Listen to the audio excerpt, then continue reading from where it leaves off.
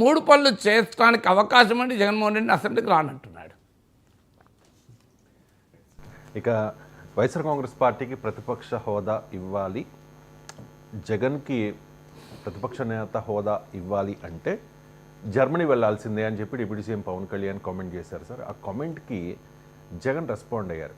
ఆయన పవన్ అనే పేరే ప్రస్తావించలేదు.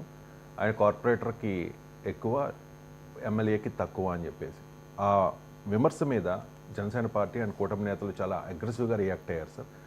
వైఎస్ఆర్ కాంగ్రెస్ పార్టీ నుంచి జగన్ ఒక ఎమ్మెల్యే మాత్రమే, కానీ పవన్ కళ్యాణ్ ఒక డిప్యూటీ సీఎం అంటూ ఈ వివాదానికి కారణమైన జగన్ మాటలను ఒకసారి విన్నాం.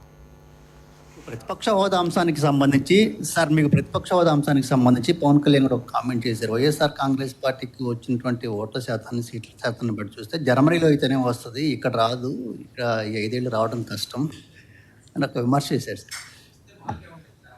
ఆ మనిషి కార్పొరేటర్కి ఎక్కువ, ఎమ్మెల్యేకి తక్కువ. జీవితకాలంలో ఇప్పుడు ఎమ్మెల్యే ఒకసారి అయినాడయ్యా. జగన్ ముఖ్యమంత్రిగా ఉన్నప్పుడు కూడా ఎప్పుడు పవన్ కళ్యాణ్ పేరు ప్రస్తావించడానికి ఇష్టపడలేదు, దత్తపుత్రుడు అని మాత్రమే అన్నారు. ఇప్పుడు కూడా పవన్ కళ్యాణ్ ప్రశ్న అడిగితే, పవన్ కళ్యాణ్ ఉద్దేశించి మీడియా మిత్రుడు అడిగితే ఆ మనిషి అని మాట్లాడుతూ ఉన్నారు. అండ్ కార్పొరేటర్కి ఎక్కువ, ఎమ్మెల్యేకి తక్కువ. పవన్ కళ్యాణ్ అన్న కాంటెక్స్ట్ ఏంటి? పవన్ కళ్యాణ్ అన్న కాంటెక్స్ట్ ఏంటి? జర్మనీ వెళ్ళమంటే జర్మనీ పొమ్మని చెప్పింది కాదు. జర్మనీలో ప్రపోజల్ రిప్రజెంటేషన్ సిస్టమ్ ఉన్నట్టుంది. సో ఈ మధ్య కూడా 20.8%, 28% అది ఓటింగ్ వచ్చిన వాళ్ళు అధికారంలోకి వస్తున్నారు. సో అందువల్ల అక్కడ ప్రపోజల్ రిప్రజెంటేషన్ కనుక ఉంటే జగన్మోహన్ రెడ్డికి 40% ఓటింగ్ వచ్చింది కనుక. జర్మనీలో ప్రపోజల్ రిప్రజెంటేషను అన్నది పక్కకు పెడదాం. ఇక్కడ కూడా ప్రపోజల్ రిప్రజెంటేషన్ ఉంటే డెఫినెట్గా జగన్మోహన్ రెడ్డికి వచ్చేదే. 40% ఓట్లు ఉన్నాయి కనుక 40% సీట్లు వచ్చేవి కదా. సో అన్న కాంటెక్స్ట్ వేరు. కానీ ఆయన ఎమ్మెల్యేకి ఎక్కువ, నేను దీనిపైన ఇదివరకు కూడా మాట్లాడాను. సో అల్టిమేట్గా కార్పొరేటర్ అయినా చిన్న పదవేం కాదు, ఎమ్మెల్యే అయినా పెద్ద పదవేం కాదు. కార్పొరేటర్ అయినా ఎమ్మెల్యేనైనా ప్రజలు ఇచ్చిన పదవే. సో అందువల్ల కార్పొరేటర్ని ఏదో తక్కువగా, ఎమ్మెల్యే ఏదో గొప్పగా చూడాల్సిన అవసరం కూడా లేదు. ఎవరి స్థాయికి వారే గొప్ప. సో నాగేశ్వర్ అనే వ్యక్తి ఒక విశ్లేషకుడిగా ఉండొచ్చు, రవిశంకర్ అనే వ్యక్తి యాంకర్గా ఉండొచ్చు, ఇంకో మిత్రుడు కెమెరామెన్గా ఉండొచ్చు. కానీ ఎవరి హోదా వారిదే, ఎవరి పాత్ర వారిదే. ఒకరు గొప్ప, ఒకరు తక్కువ ఎప్పుడు అనుకోకూడదు. సో మనం నిర్వహించాల్సిన పాత్ర మనము సమర్థవంతంగా నిర్వహిస్తున్నామా లేదా అనేదే మన గొప్పతనం తప్ప ఎదుటి వాడితో పోల్చుకొని నీ పాత్ర పెంచుకోవడం, తగ్గించుకోవడం ఎప్పుడూ గొప్పతనం కాదు. సో నీ పాత్ర నీవు సరిగా నిర్వర్తిస్తున్నావా? నేను విశ్లేషకుడిగా నా పాత్ర నేను సమర్థవంతంగా నిర్వహిస్తున్నానా లేదా అన్నది తప్ప కెమెరామెన్తో పోల్చుకొని ఆయన విశ్లేషిస్తలేడు, నేను విశ్లేషిస్తున్నా, అదే నేను ఎక్కువ అనుకుంటే నాకన్నా మూర్ఖుడు ఇంకొకడు ఉండడు. సో అందువల్ల ఎప్పుడు కూడా ఏ నాయకుడైనా కంపారిజన్ చేసేటప్పుడు కార్పొరేటరు, ఎమ్మెల్యే, కార్పొరేటర్లు ఏం విలువ తక్కువనా? అదే కార్పొరేటర్లతో కూడా జగన్మోహన్ రెడ్డి సమీక్షా సమావేశాలు పెడుతున్నాడు. ఈ మధ్య విశాఖపట్నంలో కార్పొరేటర్లతో పెట్టాడు, విజయవాడ కార్పొరేటర్లతో కూడా పెట్టాడు. ఎందుకు పెట్టాడు మరి? అయినా పవన్ కళ్యాణ్కు ప్రజలు ఇచ్చిన హోదా అది, ఉప ముఖ్యమంత్రి హోదా. పవన్ కళ్యాణ్కు జగన్మోహన్ రెడ్డి సర్టిఫికేట్ అవసరం లేదు. జగన్మోహన్ రెడ్డిని 11 మంది ఎమ్మెల్యేలకు నాయకుడిగా చేసింది ప్రజలే. 21 మంది ఎమ్మెల్యేలను ఇచ్చి 100% స్ట్రైక్ రేట్తో ఉప ముఖ్యమంత్రిని చేసింది కూడా ప్రజలు ఇచ్చిన తీర్పు వల్లనే. అల్టిమేట్గా ప్రజలే కదా నిర్దేశలు. అందువల్ల జగన్మోహన్ రెడ్డిలో ఉన్న ఆ వ్యక్తిగతమైన కసి తెలియజేస్తుంది తప్ప రాజకీయపరమైన పరిపక్వతను అది తెలియజేయదు. ఇంకోటి రాజకీయ వ్యూహం కూడా. ఇంకోటి, ఒక రాజకీయ నాయకునికి ఈ పర్సనల్ అనిమాసిటీస్, వ్యక్తిగతమైన కసి, కక్ష, ద్వేషాలు ఆధారంగా రాజకీయాలు చేయకూడదు. రాజకీయాలు ఎప్పుడు కూడా వ్యూహాత్మకం ఉండాలి. ఇప్పుడు పవన్ కళ్యాణ్ పైన దాడి చేయడం వల్ల జగన్మోహన్ రెడ్డి సాధించేది ఏంటి? సో ఏమాత్రం వ్యూహాత్మకంగా ఉన్నా పవన్ కళ్యాణ్ పైన దాడి చేయకూడదు. ఎందుకు చేయకూడదు అంటే, కూటమిలో టీడీపీ జనసేనల మధ్య ఒక చిన్న గ్యాప్ అయినా మొదలైంది. ఆ గ్యాప్ పెద్దదని నేను అన్నాను, చాలా చిన్న గ్యాప్. దానికి ఉదాహరణే అనేక చోట్ల జనసేన నాయకులు, టీడీపీ నాయకుల మధ్య ఒక రకమైన సంబంధాల్లో సమస్యలు వస్తున్నాయి. క్షేత్రస్థాయిలో Pavan Kalyan deputy chief minister, Lokesh కూడా డిప్యూటీ చీఫ్ మినిస్టర్ చేస్తారా అనే చర్చ అప్పుడు తెలుగుదేశం నాయకులు లోకేష్ డిప్యూటీ చీఫ్ మినిస్టర్ చేయాలి, చీఫ్ మినిస్టర్ చేయాలని మాట్లాడడము.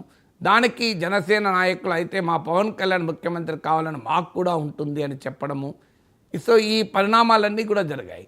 తర్వాత ఒక దశలో మీకు హోంమంత్రి పైన పవన్ కళ్యాణ్ వ్యాఖ్యలు, మళ్ళీ రెండోసారి కూడా ఏదో వ్యాఖ్యలు చేసినట్టున్నారు.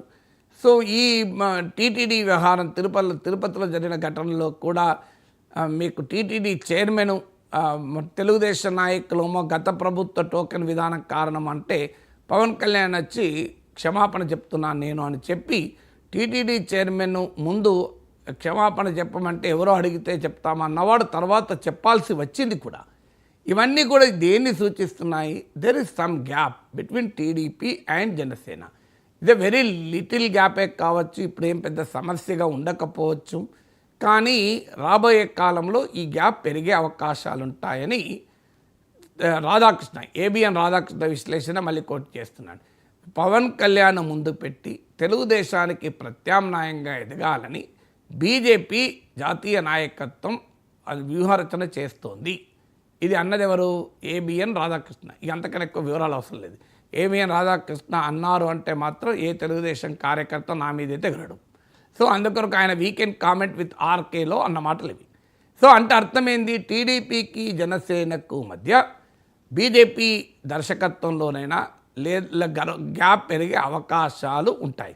ఇలాంటి సమయంలో జగన్మోహన్ రెడ్డి ఏం కోరుకోవాలి? వాళ్ళిద్దరిని కలపాలని కోరుకోవాలా? వాళ్ళిద్దరి మధ్య గ్యాప్ పెంచాలని కోరుకోవాలా? సో రాజకీయ వ్యూహం ఇప్పుడు రష్యా, చైనా, అమెరికా ఆంక్షల వల్ల ఏకమయ్యాయి ఉక్రెయిన్ వార్ తర్వాత. ట్రంప్ ఏం చేస్తున్నాడు? ఇప్పుడు రష్యాను దగ్గరికి తీసి చైనాతో కొట్లాడుతున్నాడు. మీకు కిసింజర్ అని అమెరికన్ డిప్లొమసీలో టాప్ పర్సన్, ఆయన కోల్డ్ వార్ పీరియడ్లో నిక్సన్ ప్రెసిడెంట్గా ఉన్నప్పుడు సోవియట్ యూనియన్కు చైనాకు మధ్య విభేదాలు వస్తే చైనాతో ఫ్రెండ్షిప్ చేసి సోవియట్ని ఎదుర్కొనే విధానాన్ని అనుసరించాడు. ట్రంప్ ఇప్పుడు రివర్స్ కిసింజర్ విధానాన్ని అనుసరిస్తున్నాడు.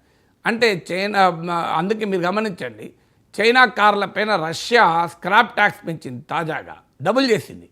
సో అంటే ఇద్దరు బలమైన మిత్రులు కలుస్తుంటే వారి మధ్య ఏ కాస్త గ్యాప్ వచ్చినా దాన్ని పెంచే ప్రయత్నం ప్రత్యర్థి చేస్తాడు.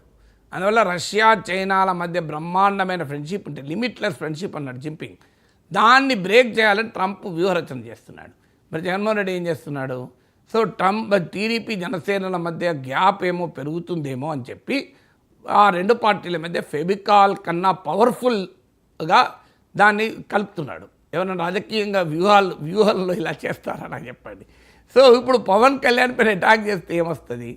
ఇది మొదటి పాయింట్. అంటే తన ప్రత్యర్థి శిబిరములో ఏమాత్రము గ్యాప్ ఉన్నా దాన్ని ఉపయోగించుకోవాలి, గ్యాప్ లేకపోతే సృష్టించుకోవాలి.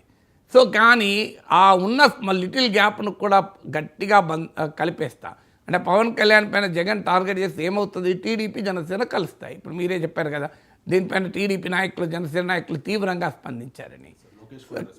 సో దీని మీద స్పందించారు కదా. అంటే ఇప్పుడు జగన్ చేసిన సాధించింది ఏంటి? టీడీపీ జనసేనల బంధాన్ని మరింత బలోపేతం చేశాడు. ఇంతకన్నా వ్యూహాత్మక తప్పిదం ఇంకోటి ఉంటుందా? ఇక రెండవది, నీ ప్రధాన ప్రత్యర్థి ఎవరు అనేది అంచనా ఉండాలి.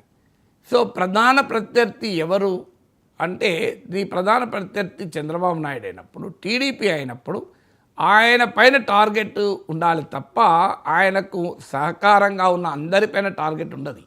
ఎందుకు ఉంటే ఏమవుతుందంటే ఇప్పుడు ఇదే జరుగుతుంది. జనసేన టీడీపీల మధ్య 95% ఓట్ ట్రాన్స్ఫర్ 2024లో జరగటానికి కారణం జగన్మోహన్ రెడ్డి. లేకుండా సాధారణంగా రెండు పార్టీల పొత్తు పెట్టుకున్నప్పుడు ఓట్ ట్రాన్స్ఫర్ అనేది 90-95% ఉండదు. మీరు అలియన్స్ పాలిటిక్స్ ప్రపంచ దేశంలో ఎప్పుడైనా విశ్లేషించండి, 60% ఉండొచ్చు, 70% ఉండొచ్చు, 80% ఉండొచ్చు. కానీ ఇంత భారీ స్థాయిలో జనసేన, టీడీపీ, బీజేపీల మధ్య ఓట్ ట్రాన్స్ఫర్ జరిగింది. ముఖ్యంగా టీడీపీ జనసేనల మధ్య ఓటు జరిగింది.